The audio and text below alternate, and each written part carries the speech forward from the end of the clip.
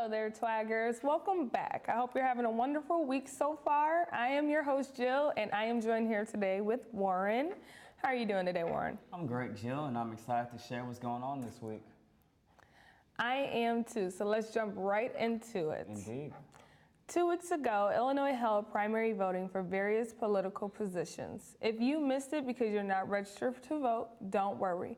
The Student Senate is holding Rock the Vote voter registration drive again this Wednesday, April 4th, from 2 p.m. to 4 p.m. in the D Building atrium. We encourage all students to sign up because if you care about the future of this state, it's important to let your voice be heard. Absolutely. For more information, contact Jeanette Johnson at jjohnson35@govst.edu. Great American Bagel is back with another American Bagel pop-up pantry on Thursday, April 5th and Monday, April 9th from 3 to 4:30 p.m. They're giving away free American Bagel products. If you missed the last one, now is your chance to see what they have to offer. For more information, please contact Jeanette Johnson at jjohnson35@govst.edu. April is Sexual Assault Awareness Month. It not only affects the victims, but the friends, family, and loved ones of victims as well. Over the last year, the Me Too movement has been going strong with more people coming forward and fighting back against sexual assault. Most of the people that bring their struggles to light are women. So where does that leave the men that don't know what to do or how to help? The Dean's Office of SAAS has organized men's response to sexual assault. It's not just a women's issue. In their own movement to be a part of the conversation of Me Too, I'm Sorry, was started to help men be more aware and more supportive of sexual assault. Be there on Thursday 5th from 3:30 to 4:30. The event is open to all male identifying individuals, and please feel free to contact lcara@govst.edu for any further details. Interested in mental health, science, psychiatry, and psychology? We have the event just for you. Friday, April 6th from 3 to 5 p.m. in the E-Lounge, Bruce Seawick presents the Psychedelic Renaissance. Bruce Seawick will do a presentation introducing students, faculty, and staff to the current psychedelic medicines used to practically cure depression, anxiety, PTSD, OCD, as well as addiction. For more information, please contact Jeanette Johnson at jjohnson35@govst.edu. I'm actually majoring in psychology, so I'll definitely turn up for this presentation. All right, Twaggers, some of our crew went out to film Shiro, a women's leadership conference. Let's take a look. Friday, March 30th, the GSU's diversity program held their 2018 Shiro Leadership Conference. The Shiro Women's Leadership Symposium, which stands for Sharing Her Story of Empowerment, Resilience, and Opportunity, allows women to share stories and experiences that empower them, increase resilience, and promote opportunities in their personal and professional development. We were able to hear speakers for this year's symposium that represent empowerment, resilience, and opportunity as we take a more holistic approach to women sharing their stories. The theme for this conference was Reclaiming My Time. Reclaiming My Time encourages women to use their voices to be heard, celebrate how valuable they really are, and take ownership of their destiny without permission. It is a time of reclamation to celebrate the beauty of their multiple identities that make them powerful leaders beyond measure. The speakers included Sharva Hampton Campbell, Dr. Isaura Polito, and Karen Evans, which all gave moving speeches and left audience members feeling brighter by the end of the symposium. That was a pretty interesting clip. Indeed. I wish there was more, but on with the news. The Physical Therapy Student Association will host GSU's annual Run, Walk, and Roll for Rehab. The event is a 5K race to benefit the Brain Injury Association of Illinois. Register and invite friends and family now and receive a complimentary t-shirt with your registration fee. If you'd like to participate, go to the link listed on the screen. The event takes place on Sunday, April 8th from 9 a.m. to 1 p.m. located in the F entrance here at GSU. Email sobrien3@student.govst.edu for more information. On Tuesday, April 10th from 5 to 7 p.m. located in Computer Lab D2401B, the Nursing Student Town Hall and Professional Forum are hosting new undergraduate nursing student orientation as well as enrollment. If interested, please contact Deborah Eswal-Chiero at dsilbero-chiero@govst.edu.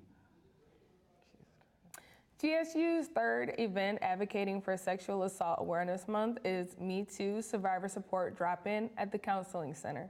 If you've been impacted by sexual assault, harassment, dating violence, domestic violence, or stalking, come to the Counseling Center in room A1120 on Thursday, April 10th from 5:30 to 7 to get support and hear from other survivors.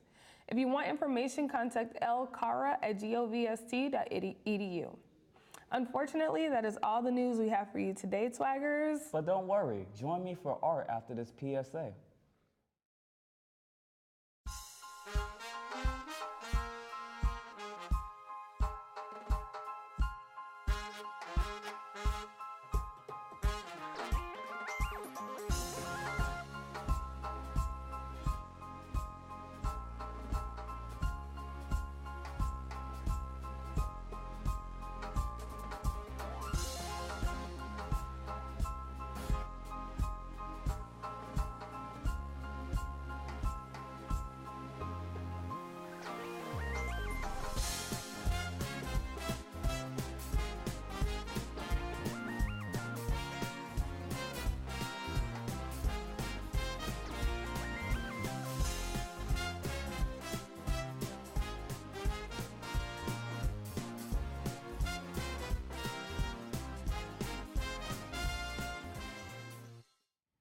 Welcome back, Twaggers. If you have been wondering where all the Aboriginal and African artworks around campus have gone, no need to worry. They aren't gone, only just been relocated. Some have been moved right outside the Center for Performing Arts box office near the restrooms, and some more can be found in the hall leading to the cashier's office.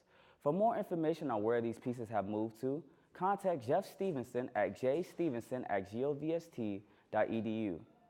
Did you know that Millennium Park is connected to the Nathan Manlow Sculpture Park here at GSU through the Metro Electric line? Well, coming up this Earth Day, or April 21st, there will be a free tour of both the Nathan Manlow Park and Millennium Park. Early birds can meet in Millennium Park around 9:30 a.m., then hop on the Metro at 10:10 a.m. to head to University Park. Once there, the tour will highlight the works of artists Richard Hunt, John Henry, and Mark D. Silvero. So get ready for a great day experience spent outdoors. And isn't that what everyone should be doing on Earth Day? All right, when we come back after this short break, we will be sitting down with Dr. David Rhea to talk about the honor seminar in Rome. So don't go anywhere. A jaguar is fearless. It sees beyond the darkness and moves with silent contemplation.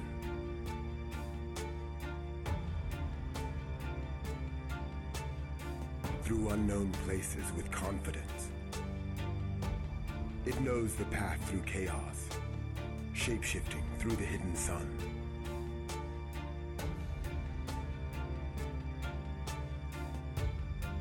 And when the time comes, it reaches out and conquers all.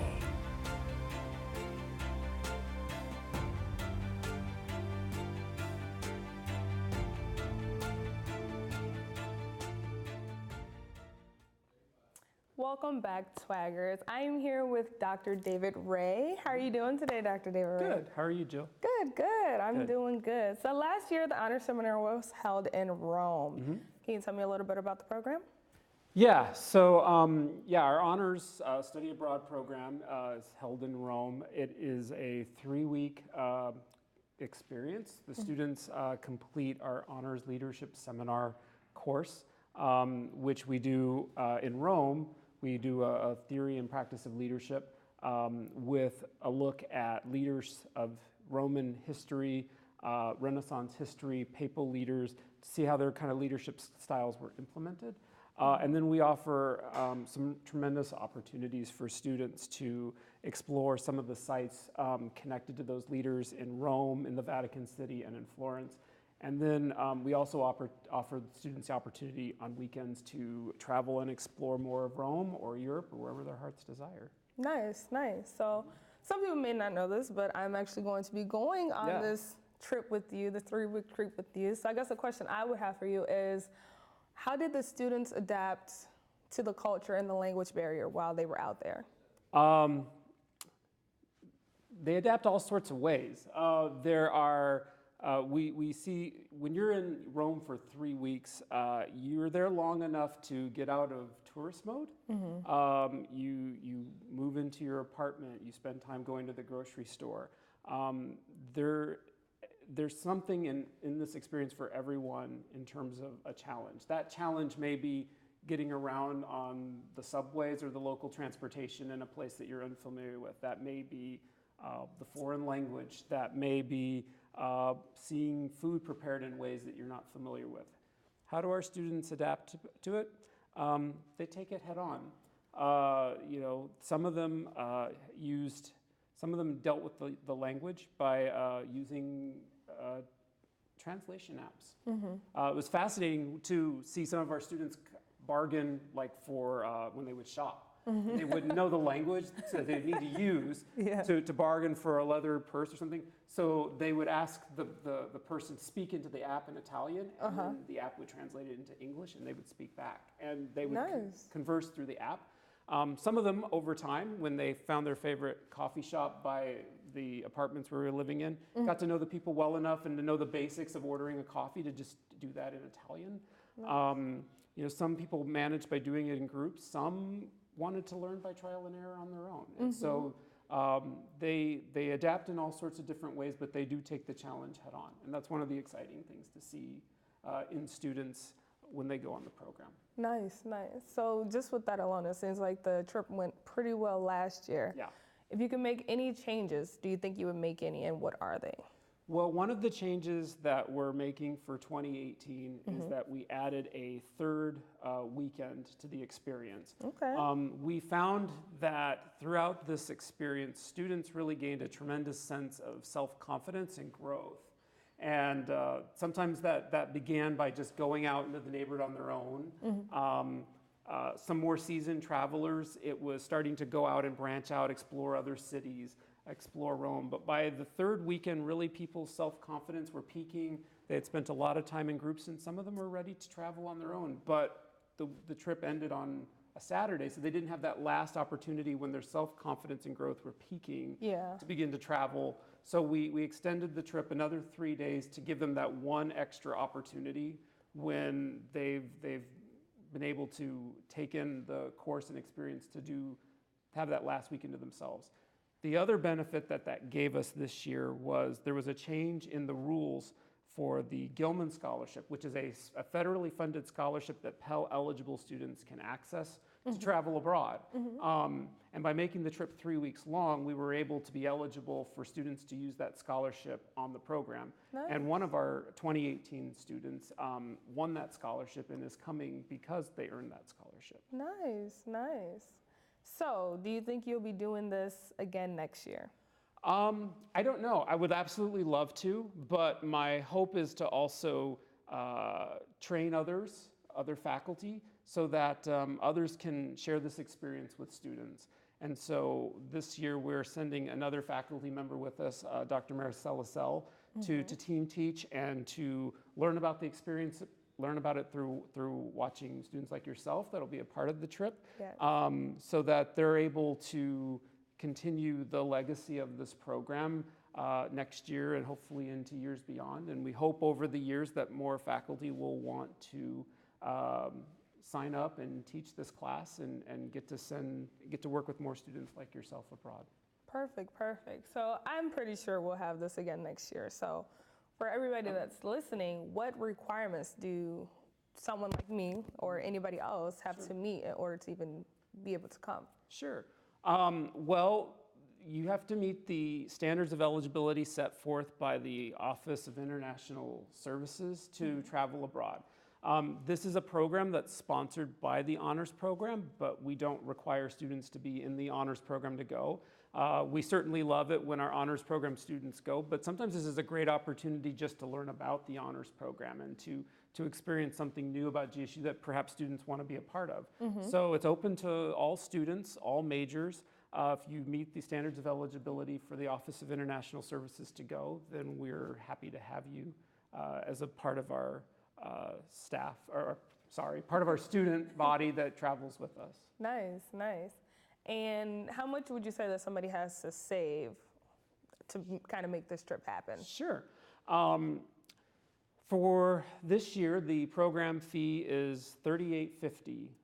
Now, that may sound like a lot of money, but when you think about all that is included in that cost, it's very reasonable. We're talking about flights from Chicago to Rome, talking about Italian apartment housing for 3 weeks. Yes. We're talking about your health insurance in Italy covered. We're talking about public transportation covered in the Roman region for the entire time you're there.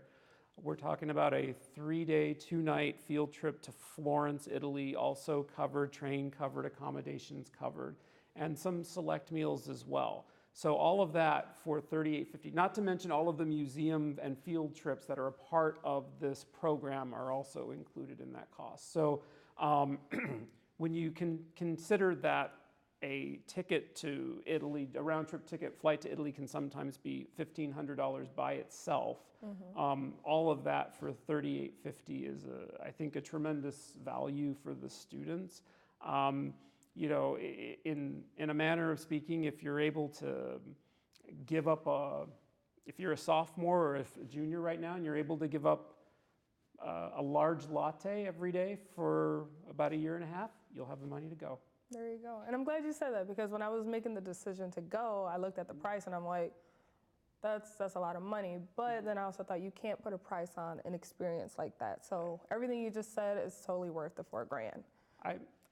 I hope so. I hope the students find that to be the case. One of the things that all of our students told us last year is they left the program with a sense of transformation, self-transformation. Now, what that was a little bit different to everybody. For some students that had never been on a plane before, that had never been to anywhere, it was just being somewhere different, getting used to a neighborhood, being able to be comfortable getting around it. For other people that have perhaps been more seasoned travelers but spent their whole life living with family, this kind of was a sign for them that they were ready to live on their own, because they had just spent 3 weeks living on their own 5,000 miles away from their family in a place where the language is different, the culture is different, and they learned how to make it work for themselves. So no matter where our students are, they seem to find a great sense of growth out in Rome. And so that's one thing that makes us very excited to offer this opportunity to all of the students. Nice, nice. And before we go, is there anything you'd like to add that you think somebody out there should know about this program? Sure. If you are interested in going, we happen to have one open spot right now for our confirmed program that leaves May 22nd. So if you are interested in going this summer, please contact Amy Schoenberg in the Office of International Services for more details. You would need to do that no later than the 15th of April, so that we can get flights and everything set for you to go. But if you have a burning desire and you want to go, and you have the ability to come, this is a great opportunity that we happen to have one spot available. So take advantage of it and come join us next month in Rome. Yes, yes. Well, unfortunately, that is all we have for you, Doctor. Thank you, Dr. Ray, for coming out. I really, really appreciate it. And thank you guys for joining us today. From myself and the rest of the crew here in Studio B in University Park, Illinois, you have just been TWAGed.